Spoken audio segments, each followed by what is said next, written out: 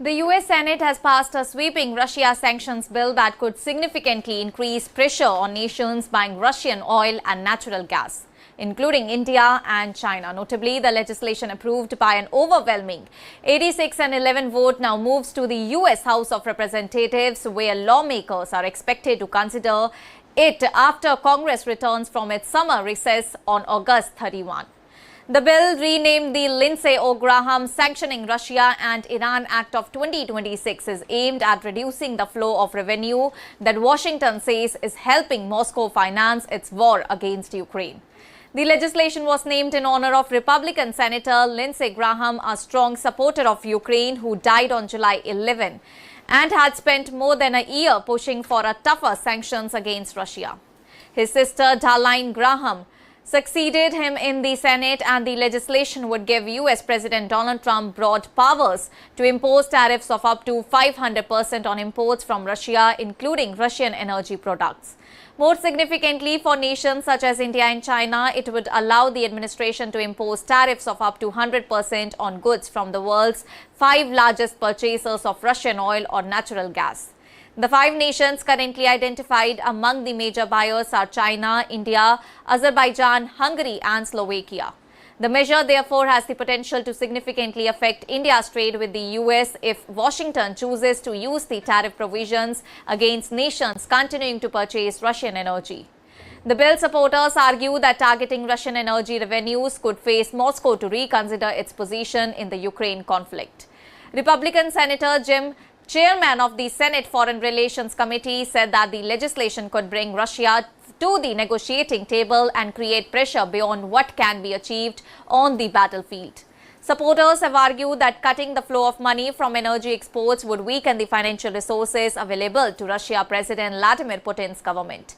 Democratic lawmakers, however, have raised concerns over the tariff provisions, and Democrats Gregory Meeks and Don Beyer welcomed efforts to support Ukraine and pressure Russia, but argued that the legislation could give President Donald Trump greater freedom to impose tariffs and potentially worsen broader US trade disputes. They warned that American consumers could ultimately bear some of the economic cost.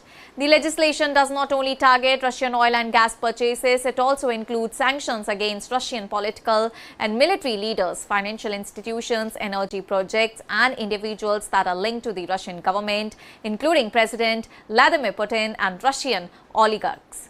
Another provision is aimed at older and reflagged oil tankers, and Russia allegedly uses to circumvent existing US sanctions and continue transporting Russian energy. The legislation would expand sanctions against such vessels in an effort to further restrict Moscow's ability to generate revenue from the oil exports. The bill also contains exceptions as nations importing less than 15% of their natural gas from Russia and taking steps to reduce their dependence on Russian supplies could qualify for exemptions under the proposed framework. And the US president would also have the authority to waive certain sanctions or restrictions if the administration certifies to Congress that doing so is the national interest. Notably, the legislation also includes provisions concerning Iran. It would extend until 2031 the Iran Sanctions Act of 1996, which targets companies investing in Iran's energy sector.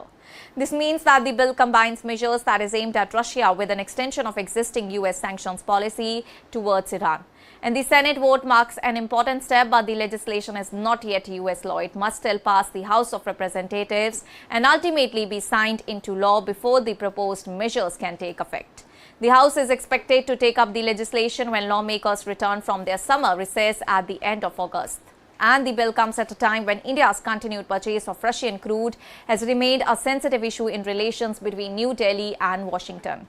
India has maintained that its energy purchases are guided by national interest, energy security and market considerations, while US lawmakers supporting these sanctions argue that revenue from Russian energy exports helps sustain Moscow's military campaign in Ukraine. Well, for India, the biggest concern is the possibility of secondary tariffs if the Donald Trump administration chooses to apply the proposed 100% tariff provision to major buyers of Russian energy. While the legislation provides the administration with the significant powers, the actual impact on India would depend on how the White House implements the measures and whether exemptions or waivers are granted.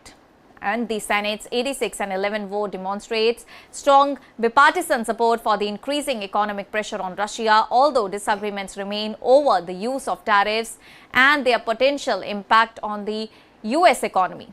With the bill now heading to the House, its next major test will come after lawmakers return to Washington.